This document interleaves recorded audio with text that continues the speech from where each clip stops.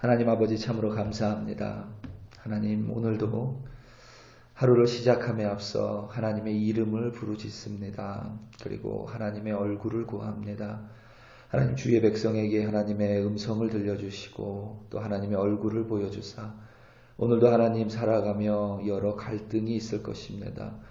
하나님 여러 어려움이 있을 수 있습니다. 하나님 그때마다 하나님의 말씀을 깨닫게 하여 주시고 지혜를 주사 하나님의 뜻대로 하나님의 방법대로 선택하는 우리 한 사람 한 사람 되게 하여 주시옵소서.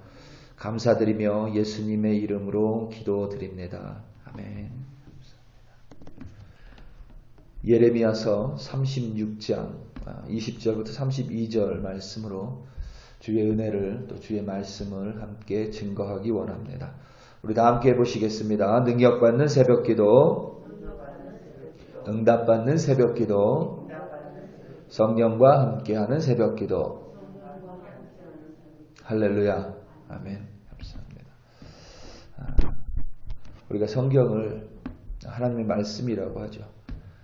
성경책을 우리는 하나님의 말씀의 기록이라 이렇게 믿습니다. 성경을 사용하는 여러 용도가 있습니다. 여러 다른 용도가 있습니다. 어떤 이들에게는 성경을 역사책으로 사용을 합니다. 그도 그럴 것이 창세기를 제외하고 이 성경에 기록된 역사가 지난 한 3,500년에서 4,000년 정도가 됩니다. 제가 전에도 한번 말씀드렸는데 고구려, 백제, 신라 이러면 정말 오래전의 역사 같잖아요. 지금 우리가 읽고 있는 예레미야서가 그 훨씬 이전의 역사입니다. 그런 것들은 다 예수님 오시고 난 다음인데 지금 예레미야서는 예수님 오시기 전이잖아요. 그러니까 그 훨씬 이전의 역사예요. 굉장히 우리에게 친근하지만 이 성경은 특별히 이스라엘 사람들에게만 역사책이 아니라 당시 바벨론 제국, 아수르 제국, 전 세계를 통치했었던 헬라 제국이라든가 이런 제국들의 역사가 기록되어 있기 때문에 역사를 공부하는 사람에게 성경책은 텍스트북처럼 사용이 됩니다. 반드시 읽어야 되는 책 중에 하나가 성경책입니다. 또 어떤 이들은 이 성경을 과학과 연결짓는 이들도 있죠. 특별히 인류가 가진 가장 어려운 질문, 그리고 여전히 과학이 발달했지만 여전히 알 수 없는 가장 첫 번째 질문, 과연 인간은 어떻게 시작이 됐느냐? 인간이 사는 세상은 어떻게 시작이 됐느냐? 사실 과학은 늘 그 대답을 찾고 있습니다. 그 해답을 찾고 있습니다. 그래서 무신론자, 그러니까 하나님을 믿지 않는 무신론자 과학자들은 그런 얘기를 해요. 조만간 인간의 오리진이 밝혀질 것이다. 과학이 발달하면서. 그런데 저는 별로 믿지는 않습니다. 밝혀지지 않을 거라고 저는 생각을 해요. 밝혀진다고 해도 우리가 동물에서부터 원숭이에서부터 우리가 됐다.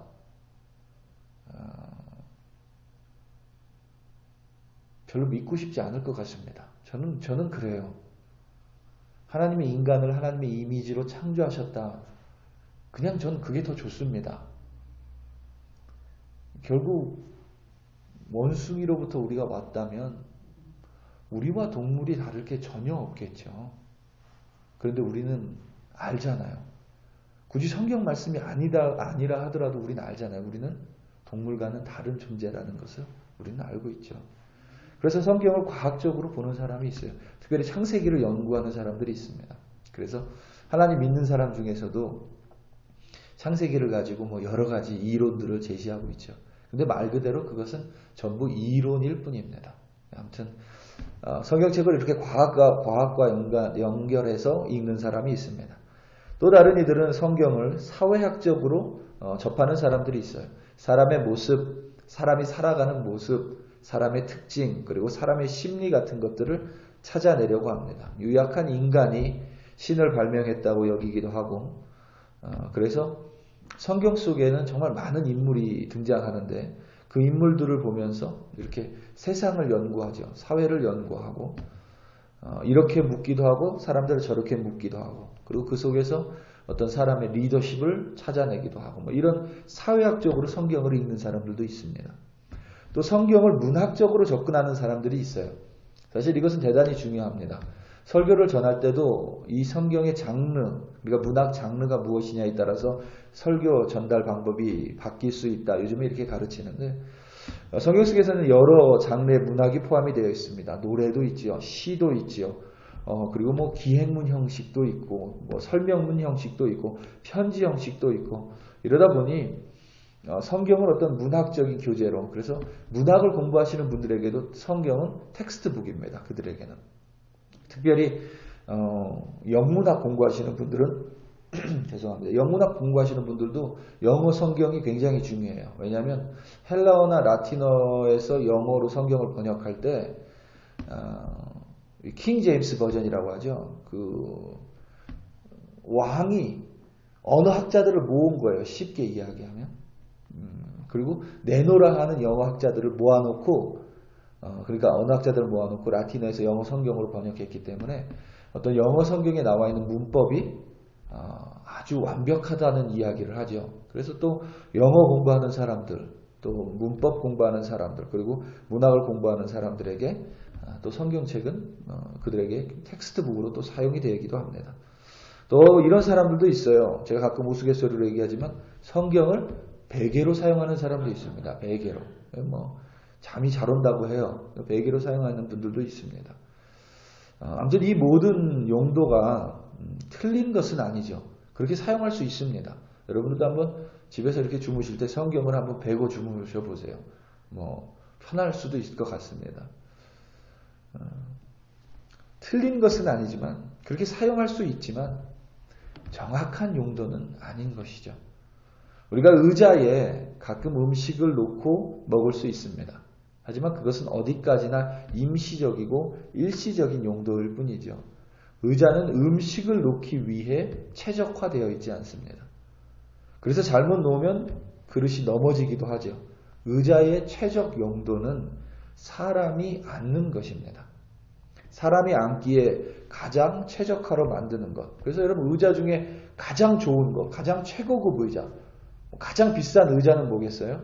사람이 앉았을 때 가장 편한 의자가 가장 좋은 거겠죠. 여러분 동일하게 성경에 여러 용도가 있겠지만 성경의 가장 최적화된 용도는 하나님의 말씀으로 그것을 보는 것이고 그것을 마치 겨우 거울처럼 그것을 통해서 하나님의 뜻을 깨닫고 그리고 거울처럼 나를 향한 하나님의 뜻을 깨달아 그것을 이루어 가기 위함입니다.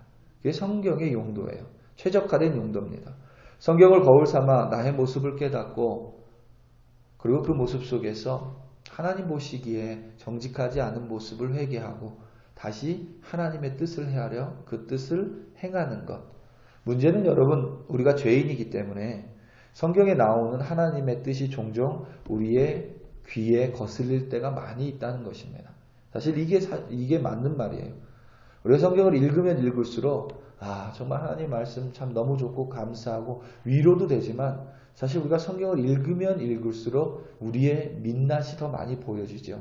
그래서 하나님 앞에 좀 부끄러워지고 그 부끄러워짐 때문에 다시 한번 하나님 내가 이렇게 살겠습니다라고 결단하는 것, 우리의 마음에 감동이 있는 것, 사실 그것이 심령이 뜨거워지는 것입니다. 우리 귀에 좀 거스릴 때가 많이 있다는 것이 사실이에요. 하나님께서 예레미야에게 지금까지 당신이 전한 말을 모두 두루마리에 적으라고 명령하십니다. 그리고 예레미야는 바룩을 통해서 그대로 순종합니다. 그리고 그것을 바룩이 금식일에 여호와의 성전에서 낭독을 합니다. 요시야 왕 때부터 하나님께서 예레미야에게 주신 모든 말씀을 그곳에 적어 놓습니다. 그런데 여러분 한번 생각을 해보세요. 그 말씀이 그 두루마리에 적힌 그 말씀이 우리가 읽는 예레미야서와 같은지 다를지에 대해서는 정확히 알려져 있지 않지만 비슷하겠죠. 그럼 우리가 예레미야서를 이렇게 쭉 보면 거기에 좋은 말이 별로 안 적혀 있습니다. 위로의 말이 별로 안 적혀 있어요. 축복의 말도 별로 안 적혀 있습니다. 위쪽에서부터 끓는 가마 비유 같은 것이 있죠.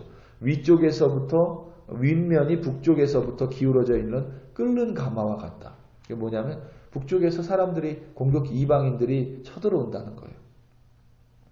예루살렘이 멸망할 것이고 예루살렘이 동물도 살지 못할 정도로 완전히 황폐해질 것이고 백성은 끌려갈 것이고 바벨론에 의해 그렇게 될 것이다. 뭐 이런 거예요. 하나님이 주로 그런 말씀이 적혀 있습니다. 예레미야도 하나님의 백성이죠. 이 말씀을 듣는 예레미야도 아주 힘들었을 것입니다. 듣는 자도 힘들고 또 전해야 하는 자도 힘들 것입니다. 말하는 자도 고통스러웠을 것입니다. 하지만 예레미야는 그대로 순종을 하죠. 하나님의 말씀이기 때문입니다. 바룩도 그대로 순종합니다. 왜냐하면 예레미야의 말이 아니라 예레미야를 통해서 주시는 하나님의 말씀이라고 믿었기 때문입니다. 이들이 왜 여러분 순종을 했을까요?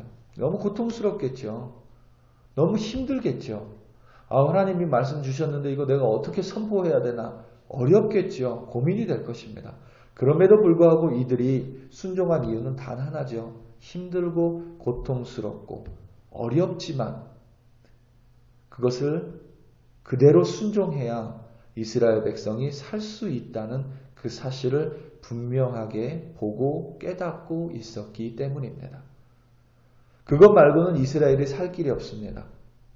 그렇기 때문에 그들은 난처해질 수 있고 자신들이 환난에 처할 수 있고 감옥에 갇힐 수 있을 것을 알면서도 하나님의 말씀에 순종할 수밖에 없었던 것입니다. 요시야 왕도 그렇죠. 모세의 율법서 하나님의 말씀의 두루마리를 찾고 나서 요시야 왕은 그 말씀 앞에 무릎을 꿇습니다. 회개합니다.